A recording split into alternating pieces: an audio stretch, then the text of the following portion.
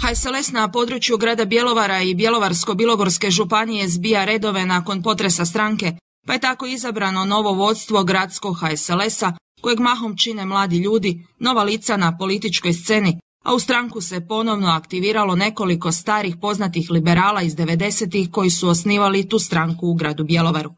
Biće to dobra sinergija, smatra novi prvi čelni čovjek bjelovarskog HSLS-a Dario Hrebak, kojemu je prva zadaća nakon imenovanja priprema za izbore za mjesne odbore koji dolaze na jesen. Mislim da će mjesni odbori vidjeti da li je HSLS pao, da li smo zadovoljili povjerenje građana. Ja se iskreno nadam da građani imaju povjerenja u nove ljude, mlade ljude. Na kraju krajeva mi smo sada dobili priliku na ovakav način. Žao mi je zbog svega toga, ali želim osobno kao mlad čovjek da HSLS i dalje živi, jer mislim da HSLS ispričao jako dobrih priča ovdje na području grada Bjelovara.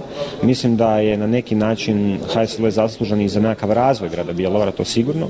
I mi želimo kao mladi ljudi nastaviti jedan pozitivan trend HSLS-a u gradu Bjelovaru. Izabran je i vršitelj dužnosti za županijski HSLS, a riječ je o Alenu Baščevanu koji najavljuje jače sudjelovanje HSLS-a na političkoj sceni županije. Istina da ja već slušam mjesec dana i primam izraze duboke sućuti jer se HSLS kao urušio. Gledajući ove ljude danas ovdje koji su danas došli, ne samo da se nije urušio, nego HSLS će opet predstavljati važan čimbenik i u gospodarskom i u društvenom smislu u gradu i županiji. Zadovoljan novim vodstvom je i prvi čovjek HSLS-a Darinko Kosor, koji je izjavio da ga se prije 15 mjeseci pitalo kakav HSLS želi, bio bi upravo ovakav koji je vidio u Bjelovaru.